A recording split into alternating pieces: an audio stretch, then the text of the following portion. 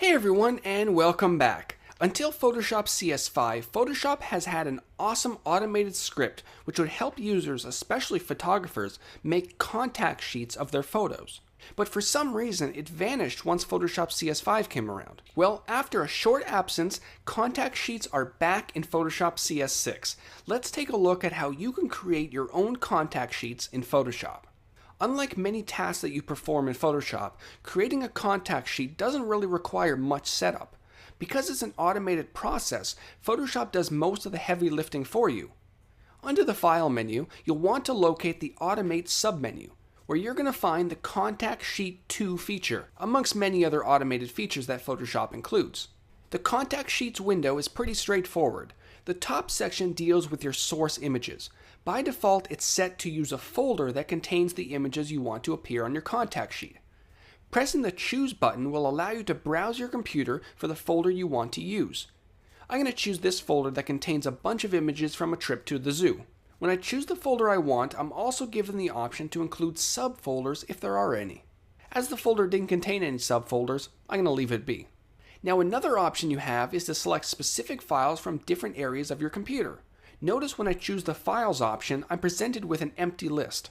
In order to fill this list, I must press the Browse button to the right, and then locate the files I want to include. Rather than selecting a whole folder, I can pick and choose individual images by holding my Command key on the Mac or Control key on Windows.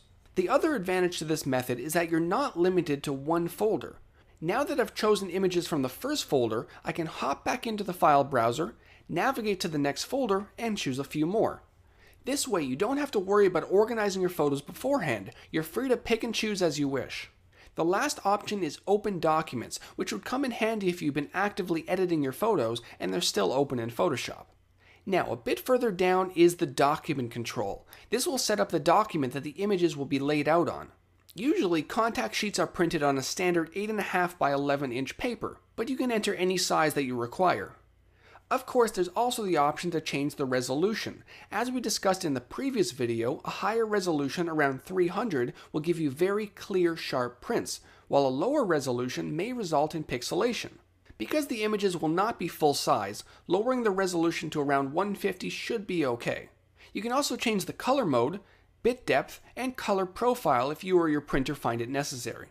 Finally, the last option within the Document section is the option to flatten your layers. If this is checked on, once Photoshop completes the contact sheet, all layers will be flattened into one.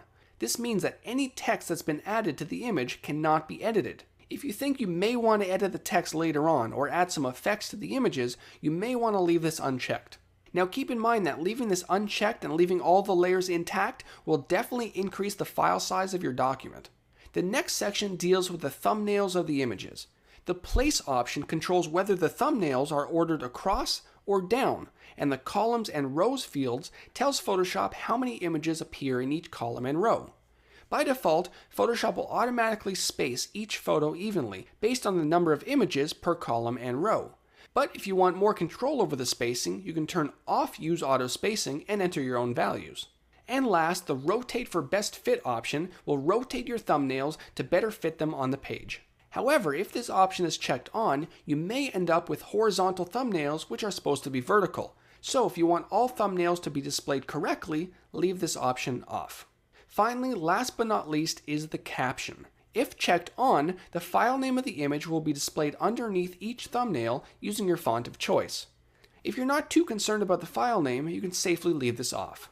Alright, so now that we've gone through all the available options within Contact Sheet, let's press OK to start the process. You're going to notice that Photoshop is loading in each image, resizing it to fit the page, and placing the caption if you have that checked on. Depending on the size, the resolution, and the number of images that you chose, this process can take a few minutes to complete, so grab a coffee and relax. And that's it for the new Contact Sheet feature within Photoshop CS6, a very simple tool in Photoshop that can quickly create contact sheets for your images.